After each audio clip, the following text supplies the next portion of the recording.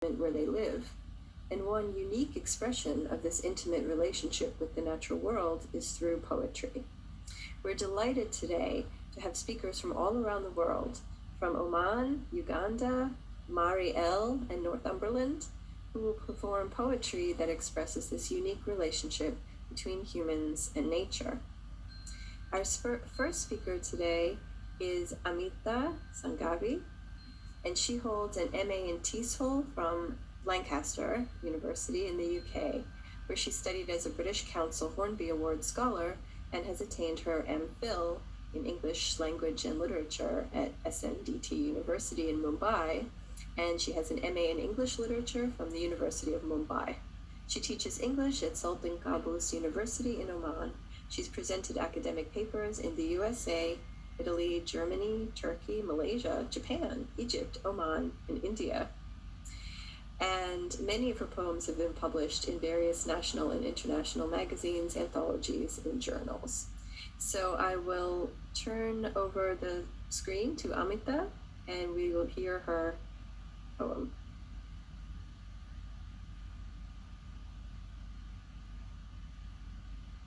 Good afternoon, everybody. I'm delighted to present my poems here today.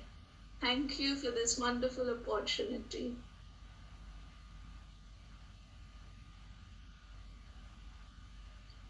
Omani Mountains and Me. This is a brief context of how my poetry came forth. I've been a resident in Oman since 2004. It's a spectacularly beautiful country. In every phase of my life, as I have evolved, looking around at the mountains which are just surrounding the place, I have found moments of pride, joy, sorrow, solace, and solitude. The poetry I write portrays my personal moments of lament, my aha moments where I have connected to nature, my dreams, and the strength and solidarity that the mountains symbolize for me. Their solidarity reminds me of resilience and overcoming traumatic experiences. These poems are about my organization in Oman. My soul has Omanized. In the Hajar Mountains, I find me. In me, I find the Hajar Mountains. MOSAIC mountains.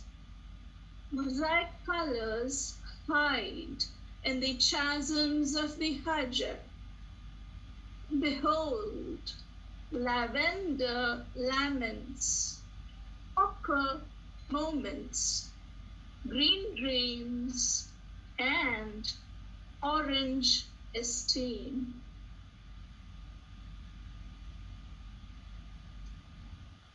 The situation right now has been very difficult, so I would like to start my poem reading with a final journey for friends who have lost their children. I think it's the most difficult thing in life to let one child go, but I have known people like Dr. Mehdi Jafar who has lost 2 children. So this goes to all the people out there who have lost somebody or the other dear to them. The final journey. Perhaps the depths of the oceans and the expanse of the valleys between the Hajar mountains can be equaled to measure the pain felt by parents forced to bid farewell, first to their son, then to their daughter. These depths and expanse echo the choked sobs of the mother's cries and the father's unuttered sighs. Then may these oceans and valleys offer comfort and solace, that the departed souls so wise left the painful flesh and rose to paradise.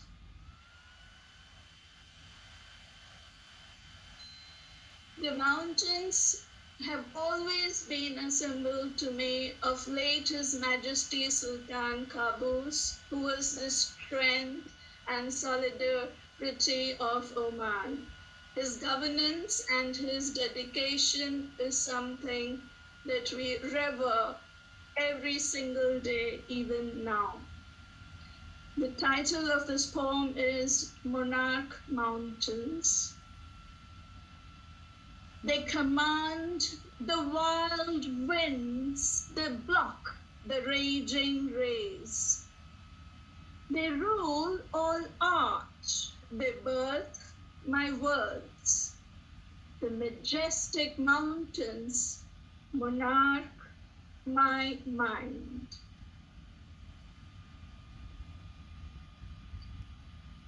As we are here today, it is relevant to mention that right now we have the crisis in the Gaza Strip, and through research that I read at Harvard University by one of our Omani students and friend, Mohra Al-Zubair, has written about how in the 70s there was this question of Oman, just as there was the question of Palestine at the United Nations. I discovered this after the demise of His Majesty Sultan Qaboos, and the reverence I have now today for this beautiful nation, which is so peace-loving, is all the more elevated because it was a statesmanship that ensured Oman has the status of a nation, and there is no question about its integrity as a land. And this goes to him, especially as a tribute. Poem 4, title Majestic Mountain.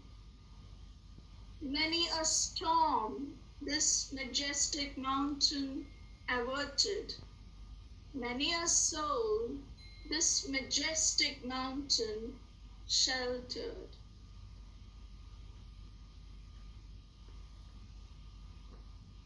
This poem is more to do with a phase of my life where I went through a traumatic experience, and every day I used to look out of the windows, and everywhere around I would see these huge, beautiful mountains.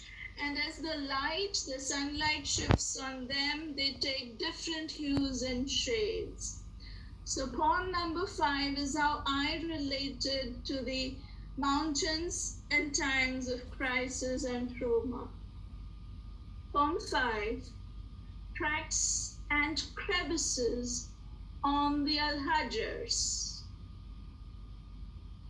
Cracks and crevices imprinted on each mountain hold stories in their heart of sliding, shifting plates where oceans dried and continents emerged and floated, broken apart. Cracks and crevices resemble crinkles and wrinkles imprinted on her cheeks, where oceans salty wept down and dried, forming the Rabal Khali, the deserts with no end. Cracks and crevices imprinted on a Hajar mirror her crinkles and wrinkles, and quench no questions but leave gaps to fill imagination with mysterious occurrences, grievances, and guesses of unmeant promises.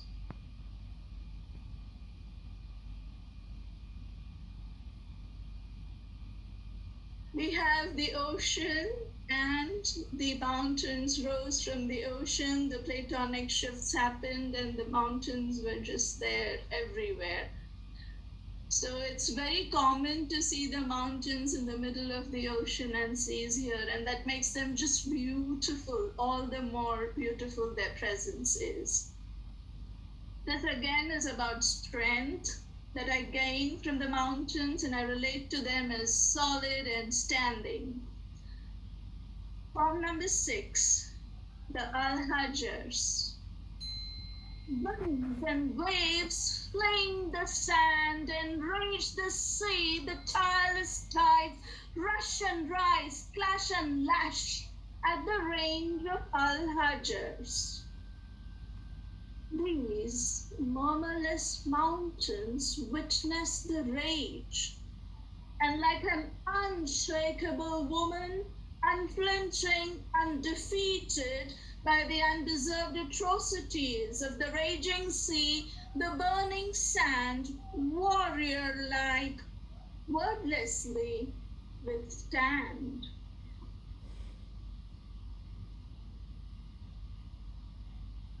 Some memories and outings of the mountains to sheer joy because they were about me and my daughter and her childhood and the beautiful picnics we had. And Jabal Akhdar is one of the most beautiful ranges here, close to Muscat. This one is number 7, and it portrays the joy of my experience. Poem 7, the solitary hill in Jabal Akhdar.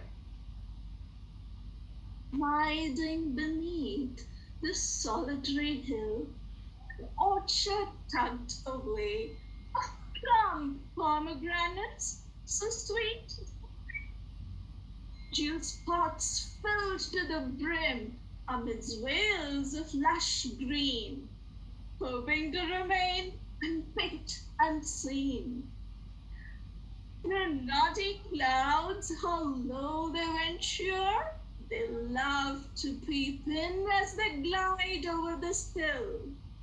They hover and shower, giving the young palms a sneezy chill.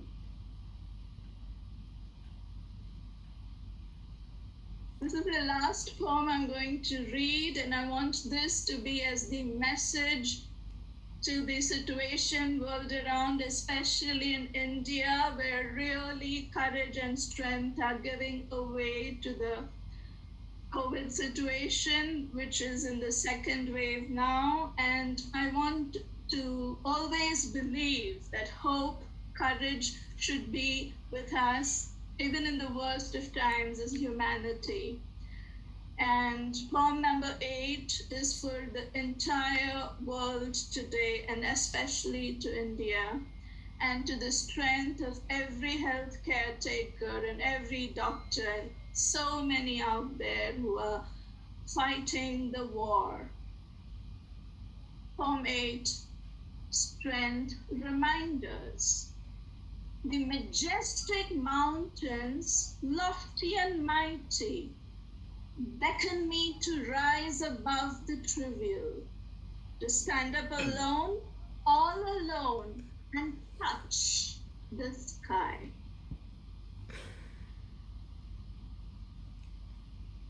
In the Al-Hajar Mountains, I find me. In me, I find the Al-Hajar Mountains. Thank you.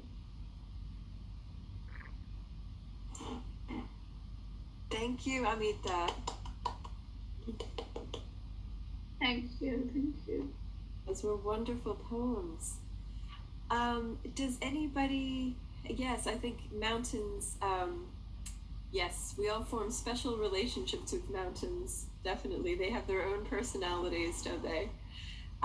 Right, does anybody have a quick question for Amita, just for, or you can put something in the chat. We have a wow from Jordan. Does anybody have a question for Amita now, or would you be okay to save it till the discussion at the end? Okay, thank you. I thought they were absolutely brilliant, really, really evocative. Thank you. Thank you. Okay, so the next speakers are Kamala Al-Barami, who is a poet and a PhD student at the University of Leeds. Her research is supervised by Janet Watson and Stephanie Dennison in the School of Languages, Cultures and Societies. She has an MA from City University London in Media and Communications and a BA in Communication Studies from Simon Fraser University in Canada. And she's worked in foreign affairs for 5 years at the Embassy of the Sultanate of Oman in London. Ahmed Al-Mashihi worked